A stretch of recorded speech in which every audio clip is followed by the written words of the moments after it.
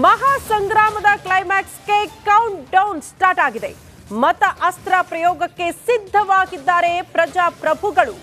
ಫಲ ನೀಡುತ್ತಾ ಅಬ್ಬರದ ಪ್ರಚಾರ, ರೋಡ್ ಶೋ, ಸಮಾವೇಶ, ಅಬ್ಬರದ ಭಾಷಣಗಳು ಇದೆಲ್ಲವೂ ಕೂಡ ಮತದಾರನ ಸೆಳೆಯುವಲ್ಲಿ ಸಕ್ಸಸ್ ಆಗಿದ್ದಾರ ರಾಜಕಾರಣಿಗಳು. ಸಕ್ಸಸ್ ಆಗಿದ್ರೆ ಯಾವ ಪಕ್ಷದ ಅಭ್ಯರ್ಥಿ ಸಕ್ಸಸ್ ಆಗಿರಬಹುದು? ಇದೆಲ್ಲವೂ ಕೂಡ ಕುತೂಹಲ ಕೆರಳಿಸ್ತಾ ಇದೆ. ಮತದಾರ ಮನ ಪರಿವರ್ತನೆ ಮಾಡುತ್ತಾ ಪ್ರಣಾಳಿಕೆ. ಒಂದು ಕಡೆ ಕಾಂಗ್ರೆಸ್ನ ಗ್ಯಾರಂಟಿಗಳು, ಮತ್ತೊಂದು ಕಡೆ ಬಿಜೆಪಿಯ ಪ್ರಣಾಳಿಕೆ.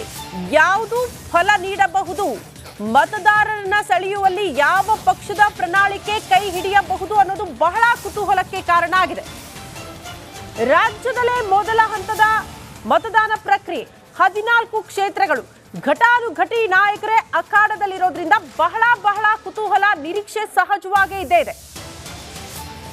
ಸ್ಟಾರ್ ಅಭ್ಯರ್ಥಿಗಳು ಅಂತೀವಲ್ಲ, ಸ್ಟಾರ್ ಅಭ್ಯರ್ಥಿಗಳು, ಆ ರೀತಿ 7 ರಿಂದ 8 ಕ್ಷೇತ್ರಗಳು ಬಹಳ ಕುತೂಹಲದ ಕಣವಾಗಿದೆ. ಏನಾಗಬಹುದು? ಮತದಾರರ ಒಲವು ಯಾವ ಕಡೆಗೆ?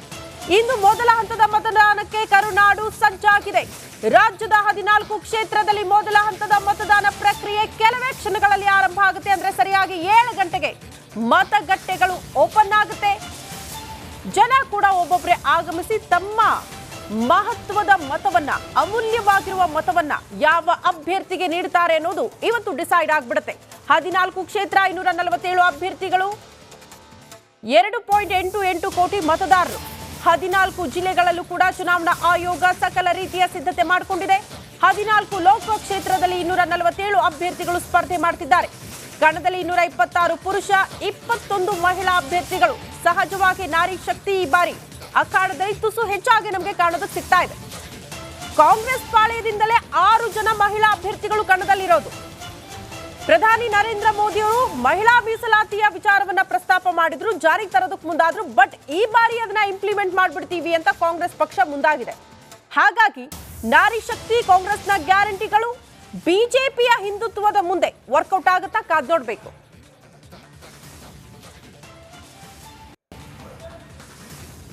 ಯಾವ ರೀತಿಯ ಸಿದ್ಧತೆಗಳಾಗಿದೆ ಚುನಾವಣಾ ಆಯೋಗದಿಂದ, ಈ ಎಲ್ಲದರ ಬಗ್ಗೆ ಮಾಹಿತಿನ ಕೊಡ್ತಾ ಹೋಗ್ತಾರೆ ನನ್ನ ಇಬ್ಬರು ಸಹೋದ್ಯೋಗಿಗಳು ಕೂಡ ಜಾಯಿನ್ ಆಗ್ತಿದ್ದಾರೆ. ಒಂದ್ ಕಡೆ ದೀಪ್ತಿ ತೊಳ್ಪಾಡಿದ್ದಾರೆ, ಮತ್ತೊಂದು ಕಡೆ ಅಜಯ್ ಇದ್ದಾರೆ. ದೀಪ್ತಿ, ಎಕ್ಸಾಕ್ಟ್ಲಿ ಸದ್ಯ ಯಾವ ಸ್ಥಳದಲ್ಲಿ ಇದ್ದೀರಿ? ಯಾವ ರೀತಿಯ ಸಿದ್ಧತೆಗಳಾಗಿದೆ? ಏನ್ ಬೆಳವಣಿಗೆ ನಿರೀಕ್ಷೆ ಮಾಡಬಹುದು? ಮೋಸ್ಟ್ಲಿ 7 ಗಂಟೆಗೆ ಜನರ ಆಗಮನ ಪ್ರಾರಂಭ ಆಗ್ಬಿಡುತ್ತೆ.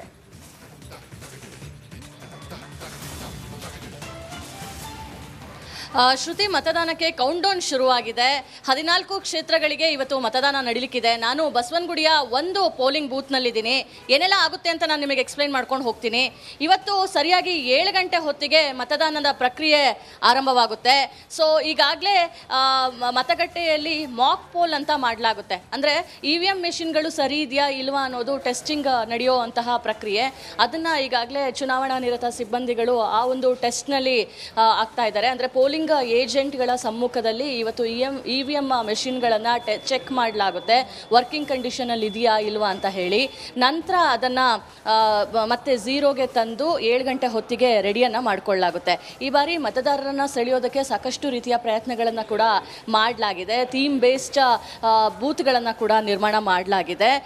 ಇನ್ನು ಪ್ರಮುಖವಾಗಿ ಈ ಒಂದು ಅತಿ ಸೂಕ್ಷ್ಮ ಬೂತ್ ಅಂತಲೂ ಕೂಡ ಪರಿಗಣಿಸಲಾಗಿದೆ. ಇವತ್ತಿನ ಮತಗಟ್ಟೆಯಲ್ಲಿ ಒಟ್ಟು 5 ಜನ ಚುನಾವಣಾ ಸಿಬ್ಬಂದಿಗಳಿರ್ತಾರೆ.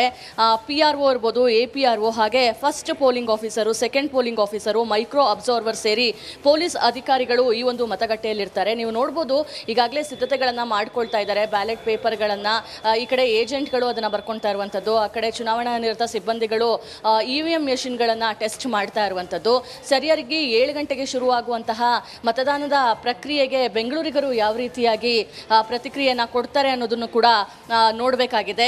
ಈಗಾಗಲೇ ಚುನಾವಣಾ ಆಯೋಗದಿಂದ ಸಕಲ ರೀತಿಯ ಸಿದ್ಧತೆಗಳನ್ನು ಮಾಡ್ಕೊಂಡಿರುವಂಥದ್ದು. ಇನ್ನು ಪ್ರಮುಖವಾಗಿ ಕೆಲವೊಬ್ಬರಿಗೆ ಇವತ್ತು ಡೌಟ್ ಇರುತ್ತೆ, ಏನು ತರಬೇಕು, ಎಲೆಕ್ಷನ್ ಕಾರ್ಡ್ ತಂದರೆ ಮಾತ್ರ ವೋಟ್ ಮಾಡೋದಕ್ಕೆ ಸಾಧ್ಯನಾ ಏನು ಅಂತ. ಹಾಗಲ್ಲ, ಎಲೆಕ್ಷನ್ ಕಾರ್ಡ್ ಜೊತೆ ಬೇರೆ ಬೇರೆ ಪಾನ್ ಕಾರ್ಡ್ ಇರ್ಬೋದು, ಡ್ರೈವಿಂಗ್ ಲೈಸೆನ್ಸ್ ಇರ್ಬೋದು, ಪಾಸ್ಪೋರ್ಟ್ ಇರ್ಬೋದು, ಅಥವಾ ಕೇಂದ್ರ ಅಥವಾ ರಾಜ್ಯ ಸರ್ಕಾರದಿಂದ ಕೊಟ್ಟಿರುವಂತಹ ಗುರುತಿನ ಚೀಟಿ, ಯಾವುದನ್ನು ತೊಗೊಂಡು ಬಂದರೂ ಕೂಡ ನೀವು ಇವತ್ತು ವೋಟನ್ನು ಮಾಡ್ಬೋದು. ಕಳೆದ ಬಾರಿ ಕೇವಲ 54% ಅಷ್ಟು ವೋಟಿಂಗ್ ಆಗಿತ್ತು. ಹೀಗಾಗಿ ಈ ಸತಿ 80% ವೋಟಿಂಗ್ ಮಾಡಬೇಕು, ಅಂತಹ ಒಂದು ಉತ್ತೇಜನ ಸಿಗಬೇಕು, ಬೆಂಗಳೂರಿಗರು ಮುಂದೆ ಬಂದು ವೋಟನ್ನು ಮಾಡಬೇಕು ಅಂತ ಹೇಳಿ ಚುನಾವಣಾ ಆಯೋಗ ಈಗಾಗಲೇ ಸಾಕಷ್ಟು ಕೆಲಸಗಳನ್ನು ಕೂಡ ಮಾಡಿಕೊಂಡಿದೆ. ಇನ್ನೇನು ಕೆಲವೇ ಗಂಟೆಗಳಲ್ಲಿ ವೋಟಿಂಗ್ ಶುರುವಾಗಲಿಕ್ಕಿದೆ. ಶ್ರುತಿ. ಓಕೆ ದೀಪ್ತಿ, ಹಾಗೆ ಸಂಪರ್ಕದಲ್ಲಿರಿ, ವಾಪಸ್ ಬರ್ತೀವಿ.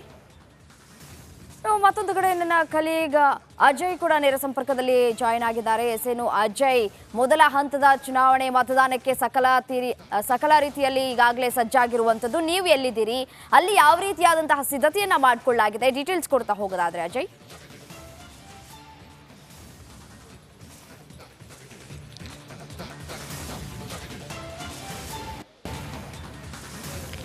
ಖಂಡಿತವಾಗ್ಲೂ ರಮ್ಯ, ಏನಂತಂದರೆ ಈಗಾಗಲೇ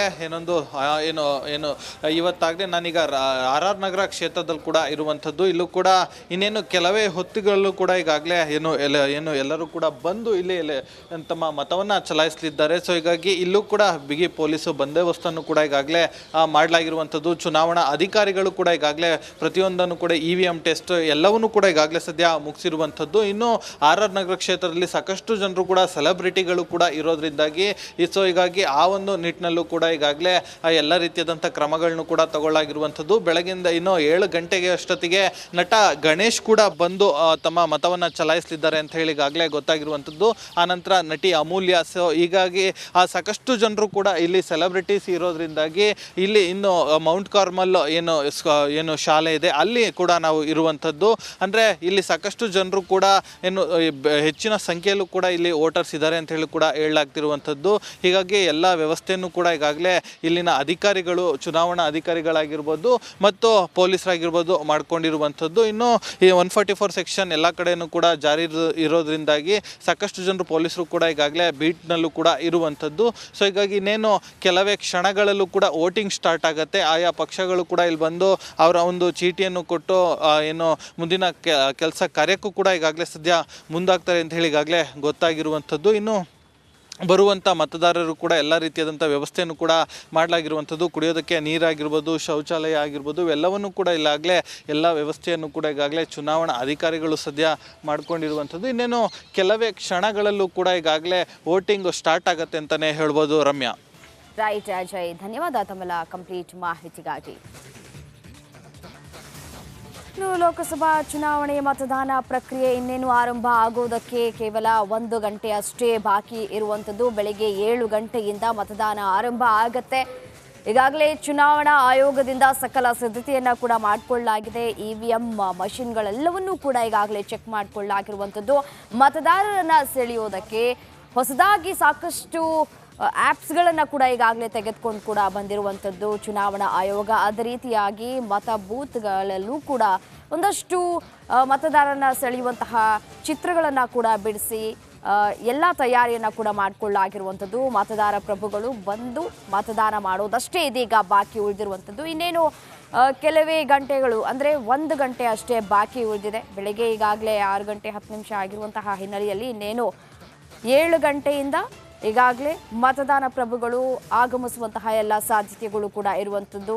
ಈಗಾಗಲೇ ತಮ್ಮ ತಮ್ಮ ಊರುಗಳತ್ತ ಜನರು ಕೂಡ ತೆರಳಿದ್ದಾರೆ ಮತದಾನ ಮಾಡೋದಕ್ಕೆ ಅಂತ ಹೇಳಿ. ಒಟ್ಟು 14 ಲೋಕಸಭಾ ಕ್ಷೇತ್ರಗಳಲ್ಲಿ ಮತದಾನ ಆಗತ್ತೆ. ಲೋಕಸಭಾ ಚುನಾವಣೆ ಹಿನ್ನೆಲೆಯಲ್ಲಿ ಎಲ್ಲ ತಯಾರಿಯನ್ನು ಕೂಡ ಈಗಾಗಲೇ ಸಿದ್ಧತೆಗಳು ಕೂಡ ಆಗಿರುವಂಥದ್ದು. ಒಂದಷ್ಟು ಬಿಗಿ ಭದ್ರತೆಯನ್ನು ಕೂಡ ಪೊಲೀಸ್ ಇಲಾಖೆಯಿಂದ ಕೂಡ ಕೈಗೊಳ್ಳಲಾಗಿರುವಂಥದ್ದು.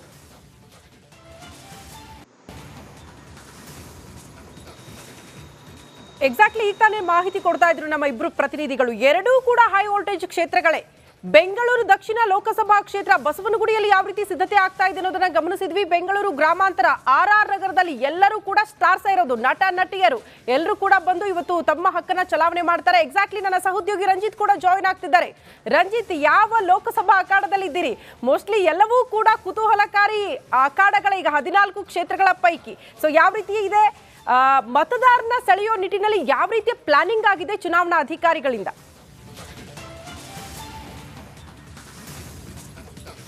ಖಂಡಿತ ಶ್ರುತಿ, ಗುಡ್ ಮಾರ್ನಿಂಗ್ ನಿಮಗೆ ಮತ್ತೆ ರಮ್ಯಾನಿಗೆ.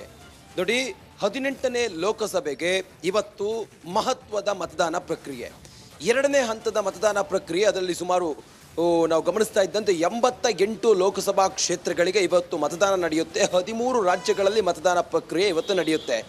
ಕರ್ನಾಟಕದಲ್ಲಿ ಇವತ್ತು ಮೊದಲು ಫಸ್ಟ್ ಫೇಸ್ ಎಲೆಕ್ಷನ್ ಇವತ್ತು ನಡೆಯುತ್ತೆ. ನಾನಿರುವಂಥ ಜಾಗ ಬೆಂಗಳೂರು ಉತ್ತರ ಲೋಕಸಭಾ ಕ್ಷೇತ್ರದಲ್ಲಿ ನಾನಿದ್ದೀನಿ. ಇಲ್ಲಿ ಶೋಭಾ ಕರಂದ್ಲಾಜೆ ಮತ್ತು ರಾಜೀವ್ ಗೌಡ ನೇರ ಹಣಾಹಣಿ ಇದೆ.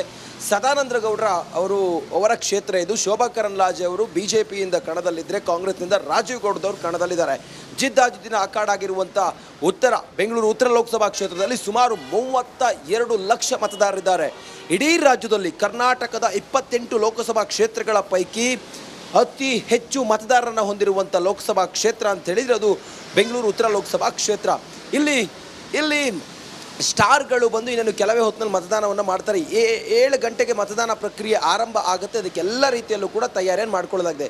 ಶಿವರಾಜ್ ಕುಮಾರ್ ಆಗಿರ್ಬೋದು, ರಾಘವೇಂದ್ರ ರಾಜ್ಕುಮಾರ್ ಆಗಿರ್ಬೋದು, ಪುನೀತ್ ರಾಜ್ಕುಮಾರ್ ಅವರ ಪತ್ನಿ ಕೂಡ ಇಲ್ಲಿ ಬಂದು ಮತದಾನವನ್ನು ಮಾಡ್ತಾರೆ. ಆ ಮೂಲಕ ಒಂದು ಪ್ರತಿಷ್ಠಿತ ಕ್ಷೇತ್ರ ಇದು. ಈ ಕ್ಷೇತ್ರದಲ್ಲಿ ಮತದಾನ ಪ್ರಕ್ರಿಯೆ 7 ಗಂಟೆಗೆ ಆರಂಭ ಆಗುತ್ತೆ. ಎಲ್ಲ ರೀತಿಯಲ್ಲೂ ಕೂಡ ಸಕಲ ಸಿದ್ಧತೆಯನ್ನು ಮಾಡಿಕೊಳ್ಳಲಾಗಿದೆ.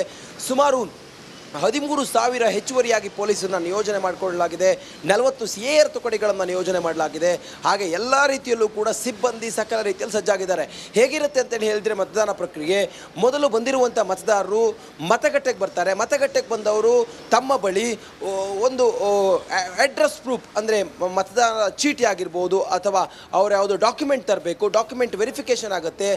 ಮತಗಟ್ಟೆಯ ಅಲ್ಲಿ ಏಜೆಂಟ್ಗಳಿರ್ತಾರೆ, ಅವರೊಂದು ಸ್ಲಿಪ್ ಕೊಡ್ತಾರೆ. ಸ್ಲಿಪ್ಪನ್ನು ಖಾತರಿಪಡಿಸ್ಕೊಂಡು ನಂತರ ಯಾರು ಮತಗಟ್ಟೆಯ ಸಿಬ್ಬಂದಿ ಇರ್ತಾರೆ ಅವ್ರ ಹತ್ರ ಹೋಗಬೇಕು. ಅಲ್ಲಿ ಆ ಸ್ಲಿಪ್ನ ಒಂದು ಕನ್ಫರ್ಮೇಷನ್ ಮಾಡ್ಕೊತಾರೆ. ಕನ್ಫರ್ಮೇಷನ್ ಆದ ನಂತರ ಇನ್ನೊಬ್ಬರು ಸಿಬ್ಬಂದಿ ಅವ್ರ ಕೈಗೊಂದು ಶಾಯಿ ಹಾಕ್ತಾರೆ ಮತ್ತು ಅವರು ಸಿಗ್ನೇಚರನ್ನು ತೆಗೆದುಕೊಳ್ತಾರೆ. ಅದಾದ ನಂತರ ಮತ್ತೊಬ್ಬ ಸಿಬ್ಬಂದಿ ಹತ್ರ ಕಳಿಸ್ಕೊಳ್ತಾರೆ. ಅವರ ಕ್ಲಾರಿಫಿಕೇಷನ್ನ ತೆಗೆದುಕೊಂಡು ಅವರ ಸ್ಲಿಪ್ ಮತ್ತು ಆ ಒಂದು ಡಾಕ್ಯುಮೆಂಟ್ ವೆರಿಫಿಕೇಷನ್ ಆದ ನಂತರ ಅವರು ಅಲ್ಲಿ ಅವರನ್ನು EVM ಗಟ್ಟೆ ಹತ್ರ ಕಳಿಸ್ತಾರೆ. EVMನಲ್ಲಿ ಅವರು ಹೋಗಿ ಅಲ್ಲಿ ತಮ್ಮ ಅಭ್ಯರ್ಥಿ ಯಾರಿದ್ದಾರೆ ತಮಗೆ ಅನುಕೂಲ ಆಗುವಂಥ ಅಭ್ಯರ್ಥಿ ಅಥವಾ ಮುಂದೆ ನಾನು ಯಾರಿಂದ ನಾನು ಈ ಕ್ಷೇತ್ರದಲ್ಲಿ ಅಭಿವೃದ್ಧಿನ ಬಯಸಿದ್ದೀನಿ ಆ ಅಭ್ಯರ್ಥಿಗೆ ಮತದಾನ ಹಾಕೋದಕ್ಕೆ EVM ಬಳಿ ಹೋಗಿ ಕನ್ಫರ್ಮ್ ಮಾಡಿಕೊಂಡು ಮತದಾನವನ್ನು ಮಾಡ್ತಾರೆ. ಆ ಮೂಲಕ ಈ ರೀತಿ ಪ್ರೊಸೆಸ್ ನಡೆಯುತ್ತೆ. 7 ಗಂಟೆಗೆ ಆರಂಭ ಆಗುತ್ತೆ. ಸಂಜೆ 6 ಗಂಟೆವರೆಗೂ ಕೂಡ ಮತದಾನ ಆಗುತ್ತೆ. ಅತಿ ಹೆಚ್ಚು ಮತದಾರರು ಇರುವಂಥ ಕ್ಷೇತ್ರ ಇದು. ಹಾಗಾಗಿ ಒಂದು ಕುತೂಹಲ ಇದೆ. ಮತ್ತು ಸ್ಟಾರ್ಗಳು ಕೂಡ ಈ ಕ್ಷೇತ್ರದಲ್ಲಿ ಅತಿ ಹೆಚ್ಚಿರೋದ್ರಿಂದ ಪ್ರತಿ ಕ್ಷಣವೂ ಕೂಡ ಇಂಪಾರ್ಟೆಂಟ್ ಇದೆ. ಮತ್ತು 7 ಗಂಟೆಯಿಂದಲೇ ಮತದಾನ ಪ್ರಕ್ರಿಯೆ ಆರಂಭ ಆಗುತ್ತೆ. ನಾವೆಲ್ಲರೂ ಕೂಡ ಕಾಯ್ತಾ ಇದ್ದೀವಿ. 18ನೇ ಲೋಕಸಭೆಗೆ ನಡೀತಾ ಇರುವಂತಹ 2ನೇ ಫೇಸ್ ಎಲೆಕ್ಷನ್, ಕರ್ನಾಟಕದ ಮೊದಲ ಹಂತದ ಚುನಾವಣೆ. ಬೆಂಗಳೂರು ಉತ್ತರ ಲೋಕಸಭಾ ಕ್ಷೇತ್ರದ ಪಿನ್ ಟು ಪಿನ್ ಅಪ್ಡೇಟ್ ಅನ್ನು ನಾನು ಕೊಡ್ತೀನಿ. ಶ್ರುತಿ. ಓಕೆ ರಂಜಿತ್, ಧನ್ಯವಾದಗಳು ತಮ್ಮೆಲ್ಲ ಮಾಹಿತಿಗೆ. ಇನ್ನು ಮತದಾನ ಪ್ರಕ್ರಿಯೆ ಆರಂಭ ಆಗುವುದಕ್ಕೆ ಇನ್ನೇನು ಕೆಲವೇ ಕ್ಷಣಗಳು ಬಾಕಿ ಇರುವಂಥದ್ದು. ಇನ್ನು ಮೈಸೂರಿನಿಂದ ನನ್ನ ಕಲೀಗ್ ವಿನೋದ್ ಕೂಡ ನೇರ ಸಂಪರ್ಕದಲ್ಲಿ ಜಾಯಿನ್ ಆಗಿದ್ದಾರೆ. ಏನು ವಿನೋದ್, ಎಡಗೈಗೆ ಅಂದರೆ ಈ ಬೆರಳಿಗೆ ನಾವು ಈಗ ಶಾಯಿ ಹಾಕಿಸ್ಕೊಳ್ಳೋದಕ್ಕೆ ಮತದಾನ ಪ್ರಭುಗಳು ಕೂಡ ರೆಡಿಯಾಗಿದ್ದಾರೆ. ನೀವು ಯಾವ ಬೂತ್ ಅಲ್ಲಿ ಇದ್ದೀರಿ, ಅಲ್ಲಿ ಯಾವ ರೀತಿಯಾದಂತಹ ಸಿದ್ಧತೆಗಳು ಆಗಿದೆ, ಡೀಟೇಲ್ಸ್ ಕೊಡ್ತಾ ಹೋಗೋದಾದ್ರೆ.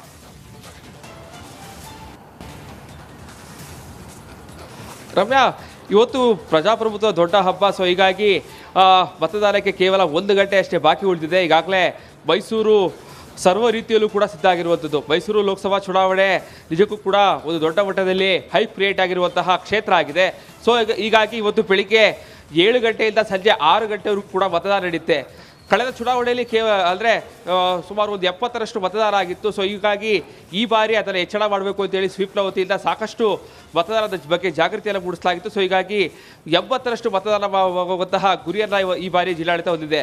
ನನಗೆ ಸದ್ಯ ಮೈಸೂರಿನ KR ಕ್ಷೇತ್ರದ ಸೆಂಟ್ ಮೇರಿಸ್ ಶಾಲೆಯ ಮುಂಭಾಗದಲ್ಲಿದ್ದೇನೆ. ಈಗಾಗಲೇ 100 ಮೀಟರ್ ವ್ಯಾಪ್ತಿಯಲ್ಲಿ ಯಾರು ಕೂಡ ಮತವನ್ನು ಕೇಳೋದಿರ್ಬೋದು, ಮತ್ತು ಈ ವಿವಿಧ ಪಕ್ಷಗಳ ಬ್ಯಾನರ್ ಬಂಟಿಂಗ್ಸ್ಗಳು ಏನೂ ಕೂಡ ಆಗಬಾರ್ದು ಅಂತೇಳಿ ಸಾಕಷ್ಟು ಮುಂಜಾಗ್ರತಾ ಕ್ರಮವನ್ನು ವಹಿಸಿಕೊಂಡಿದ್ದಾರೆ. ಈಗಾಗಲೇ ಅಡುಕು ಪ್ರದರ್ಶನ ಅಂದರೆ ಏಜೆಂಟ್ಗಳು ಯಾರ್ಯಾರು ಬರ್ತಾರೆ ಅವರೆಲ್ಲರಿಗೂ ಕೂಡ ಮತಯಂತ್ರವನ್ನು ತೋರಿಸಿ ಯಾವುದೇ ರೀತಿಯಾದಂತಹ ಅವರಿಗೆ ಕ್ವಶನ್ಸ್ಗಳಿದ್ರು ಕೂಡ ಕೇಳೋದಕ್ಕೆ ಈಗಾಗಲೇ ಪ್ರಯಾರಿಟಿಯನ್ನು ಕೊಟ್ಟಿದ್ದಾರೆ. ಸುಮಾರು ಒಂದು 1/4 ಗಂಟೆಗಳ ಕಾಲ ಅಡುಕು ಪ್ರದರ್ಶನ ನಡೆಯುತ್ತೆ. ಅದಾದ ನಂತರದಲ್ಲಿ ಅವು 7 ಗಂಟೆಯಿಂದ ಮತದಾನ ಆರಂಭ ಆಗುತ್ತೆ. ಈಗಾಗಲೇ ಪೊಲೀಸರು ಕೂಡ ಅಂದರೆ ಮತದಾನ ನಡೆಯುವಂತಹ ಕೇಂದ್ರದ ಸುತ್ತ ಸಾಕಷ್ಟು ಬಿಗಿ ಭದ್ರತೆಯಲ್ಲಿ ಒದಗಿಸಿರುವಂಥದ್ದು. ಮೈಸೂರು ಕೊಡಗು ಲೋಕಸಭಾ ವ್ಯಾಪ್ತಿಯಲ್ಲಿ ಸುಮಾರು 2202 ಮತ ಕೇಂದ್ರಗಳು ಬರ್ತವೆ. ಸುಮಾರು 10,000 ಚುನಾವಣಾ ಸಿಬ್ಬಂದಿಗಳು ಇವತ್ತು ಕೆಲಸವನ್ನು ನಿರತರಾಗಿರ್ತಾರೆ. ಜೊತೆಗೆ ಅತಿ ಸೂಕ್ಷ್ಮ ಪ್ರದೇಶಗಳಲ್ಲಿ ಸಾಕಷ್ಟು ಅರಸೇನಾ ಪಡೆಗಳನ್ನು ಕೂಡ ನಿಯೋಜನೆ ಮಾಡಲಾಗಿದೆ. ಸಾಕಷ್ಟು ಮುಂಜಾಗ್ರತಾ ಕ್ರಮಗಳನ್ನು ವಹಿಸಿಕೊಂಡು, ಜೊತೆಗೆ ಮಧ್ಯಾಹ್ನದ ನಂತರದಲ್ಲಿ ಸಾಕಷ್ಟು ಬಿಸಿಲಿನ ಕಾರಣಕ್ಕಾಗಿ ಅವತ್ತು ಆ ಸಂದರ್ಭದಲ್ಲೂ ಕೂಡ ನೆರಳಿನ ವ್ಯವಸ್ಥೆ ಕೂಡ ಮಾಡಲಾಗಿದೆ. ಮತ್ತು ಕುಡಿಯುವ ನೀರಿನ ವ್ಯವಸ್ಥೆ ಇರ್ಬೋದು, ಯಾವುದೇ ರೀತಿಯ ತೊಂದರೆಗಳಾಗಬಾರ್ದು, ಒಂದು ಸಣ್ಣ ಲೋಪಗಳಾಗಬಾರ್ದು ಅಂತೇಳಿ ಸಾಕಷ್ಟು ಮುಂಜಾಗ್ರತಾ ಕ್ರಮಗಳನ್ನು ವಹಿಸಿಕೊಂಡಿದ್ದಾರೆ. ಜೊತೆಗೆ ಈಗಾಗಲೇ ಏನು ಮತದಾನಕ್ಕೆ ಪ್ರತಿಯೊಬ್ಬರು ಬಂದು ಕಡ್ಡಾಯವಾಗಿ ಮತದಾನ ಮಾಡಬೇಕು ಅಂತೇಳಿ ಸಾಕಷ್ಟು, ಅಂದರೆ ಈಗಾಗಲೇ ಅರಮನೆಗೆ ಹೋಗುವಂಥವ್ರಿಗೆ ಕೂಡ ಬ್ರೇಕನ್ನು ಹಾಕಿದ್ದಾರೆ. ಝೂಗೆ ಕೂಡ ಹೋಗೋದಕ್ಕೆ ಯಾವುದೇ ರೀತಿಯಾದಂತಹ ಪ್ರವೇಶ ಇರುವುದಿಲ್ಲ. ಸೊ ಹೀಗಾಗಿ ಪ್ರತಿಯೊಬ್ಬರು ಕೂಡ ಮೊದಲಿಗೆ ಬಂದು ಮತದಾನ ಮಾಡಬೇಕು, ತದನಂತರದಲ್ಲಿ ಏನೇ ಇದ್ರೂ ಕೂಡ ಅಂತೇಳಿ ಈಗಾಗಲೇ ಜಿಲ್ಲಾಡಳಿತ ಒಂದು ವಾಗ್ದಾನ ಹೊರಡಿಸಿರುವಂಥದ್ದು. ಸೊ ಹೀಗಾಗಿ ಈ ಒಂದು ಚುನಾವಣೆ ಸಾಕಷ್ಟು ಕುತೂಹಲ ಮೂಡಿಸಿ, ಜೊತೆಗೆ ಅತಿ ಹೆಚ್ಚು ಮತದಾನವನ್ನು ಶೇಕಡ 80% ಇನ್ಕ್ರೀಸ್ ಮಾಡಬೇಕು ಅಂತೇಳಿ ಜಿಲ್ಲಾಡಳಿತ ಸಾಕಷ್ಟು ಪ್ಲಾನ್ಗಳನ್ನ ಮಾಡಿಕೊಂಡಿದೆ. ಸೊ 7 ಗಂಟೆ ನಂತರದಲ್ಲಿ ಮತದಾರರು ಯಾವ ರೀತಿಯಾದಂತಹ ಪ್ರತಿಕ್ರಿಯೆಯನ್ನು ಮೈಸೂರಲ್ಲಿ ವ್ಯಕ್ತಪಡಿಸಲು ಕೂಡ ಕಾತೊಡ್ಬೇಕಾಗತ್ತೆ. ರಮ್ಯಾ, ಮತ್ತೊಂದು ಕಡೆ ವಿನೋದ್, ಇನ್ನು ಮೈಸೂರು ಕೊಡಗು ಕ್ಷೇತ್ರದ ವಿಚಾರಕ್ಕೆ ನಾವು ಬರೋದಾದರೆ 2202 ಮತಗಟ್ಟೆಗಳು ಕೂಡ ಇದೆ. ಎಲ್ಲ ಕಡೆನೂ ಕೂಡ ಇದೆ. ಈಗ CC ಕ್ಯಾಮ್ರಾವನ್ನು ಕೂಡ ಅಳವಡಿಕೆ ಮಾಡಲಾಗಿದೆ, ಬಿಗಿ ಬಂದೋಬಸ್ತ್ ಜೊತೆಗೆ. ಅದ್ರ ಬಗ್ಗೆ ಮಾಹಿತಿ ಕೊಡ್ತಾ ಹೋಗೋದಾದ್ರೆ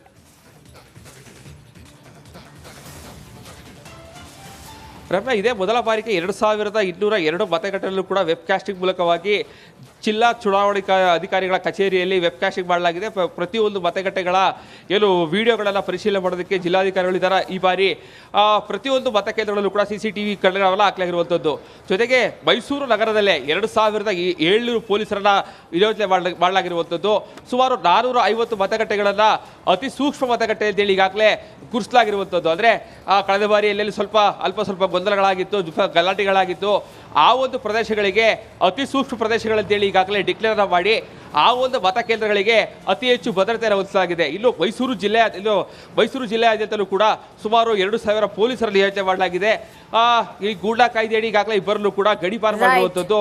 ಸುಮಾರು 20ಕ್ಕೂ ಹೆಚ್ಚು ರೌಡಿಗಳನ್ನ ಕರೆದು ಯಾವುದೇ ರೀತಿಯಾದಂತಹ ಅಹಿತಕರ ಘಟನೆ ಭಾಗಿಯಾಗಬಾರ್ದು ಅಂತೇಳಿ ಈಗಾಗಲೇ ಸಾಕಷ್ಟು ಎಚ್ಚರಿಕೆಯನ್ನು ಕೊಟ್ಟಿರುವಂಥದ್ದು. ರಮ್ಯಾ, ರೈಟ್, ಧನ್ಯವಾದ.